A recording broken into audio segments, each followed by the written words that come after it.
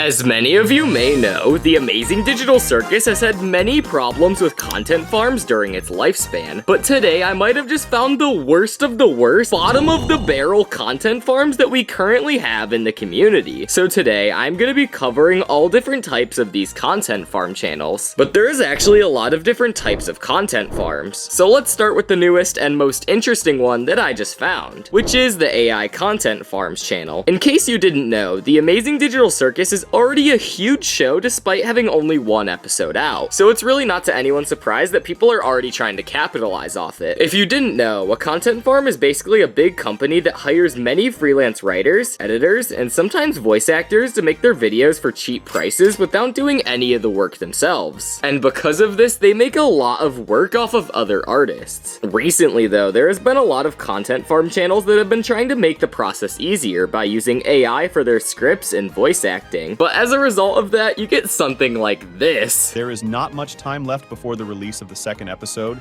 and very soon we will see a trailer for it, so we will be able to analyze its plot in more detail. I also think that all new locations... As you can see, this video seems to be entirely voiced by AI, and it also seems to be written in broken English that often has many grammatical errors that don't really make any sense. Because of this, I am pretty sure that the original script was outsourced in a different language, and the online translator didn't do a very good job. The reason this is because a lot of these content farms are based in different countries that don't know English, and the English audience is the biggest audience for Amazing Digital Circus fans, so that's why all the content farm channels are translated into English. But these content farms get even worse. For instance, why are they using this creepy AI voice? There's something just so uncanny about this. Pomni is actually the main enemy for all the characters. I found incredible evidence for this theory, thanks to all the new teasers and trailer for the second episode of the Amazing Digital Circus. These videos already feel detached from reality as it is, so why not just put a real human voice in it? Also, if you listen to the video, not only is it all over the place and unorganized, but the video just yaps without saying anything insightful. Next, I want to talk about this AI channel, Secret Circus. First of all, the thumbnails are fake and unofficial content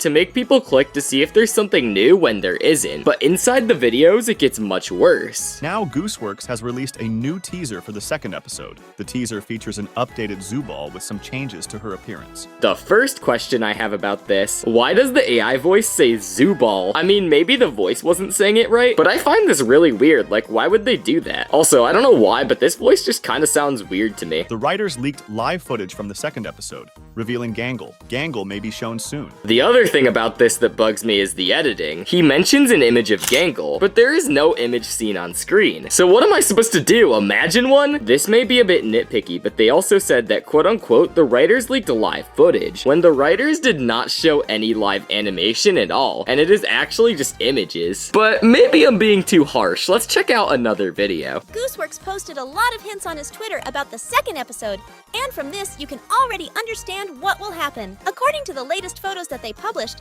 it can be seen that Regatta is angry with Jax. So many bad things are happening so quickly. First of all, what is this goofy voice? I mean, it actually sounds ridiculous. If I heard my kids listening to this, I'd probably put them up for adoption. Also, why does she call Ragatha Regatta? If we go further into the video, she also calls her Regatti. Because when Jax said about it, Regatti got angry. Regatti! They also just straight up make things up that will happen in the episode without saying it's a theory or a speculation, which is annoying at best and misleading at worst. I want to talk about that voice again though. Like seriously, what is that? Like someone actually typed up this whole script, or most likely just hired someone or used ChatGPT, and then scrolled through all of the text-to-speech and AI programs and used this voice? Out of all voices, this voice? This is something I would only listen to if I hated myself. I can only pray for this person's editor. Next, I want to talk about this video, which funnily enough is talking about content farms while using an AI voice, but we can let that one slide for now. The Hornstromp channel is one of several channels on which many animated videos appear, specifically focused on the amazing digital circus, but not with good intention. I want you to take this seriously, as these channels pose a significant threat to the digital show community, and it's not even surprising that after a while, Gooseworks noticed them.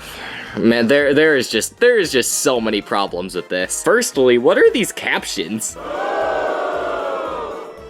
These captions are genuinely so bouncy and ridiculous that it gets hard to read. And they go one word at a time and they just don't stop coming. I feel sorry for any deaf viewers that may have to look at just the subtitles. They even go to make fun on someone clickbaiting a fake sister for Jax. But if we head over to their channel now, what do we see? Well, none other than a fake red and black Pomni. I smell hypocrisy. I think the weirdest thing about this is that they recently announced that they have a second channel, but the second channel is called Mouse Circus. So what's even the point? Also, I'd like to note that they only have one video with like 8 views on their second channel, but over 1,000 subscribers. So it's either possible that they bought the channel or just botted subscribers. Anyways, that's enough of the AI content farms for now. The next thing I want to touch on is why the fan base is so toxic, and why stuff like this happens so often. Well, I'll say the most obvious reason the fan base is so toxic. Look at the art style and the general vibe of the circus. Notice anything? All of the colors are bright and constantly moving in a cartoon manner. This show is just asking for a fan base of young children. If you look at the majority of its fan base and the view count, it becomes even more apparent. Most of YouTube's top viewed videos are children's content. The most viewed video on YouTube is Baby Shark with over 14 billion views. Basically twice the population of the entire world. Kids content is meant to be watched and rewatched. With the Amazing Digital Circus's eye-catching visuals and comedy, there is no wonder why every digital circus related piece of content is mostly enjoyed and consumed by little kids.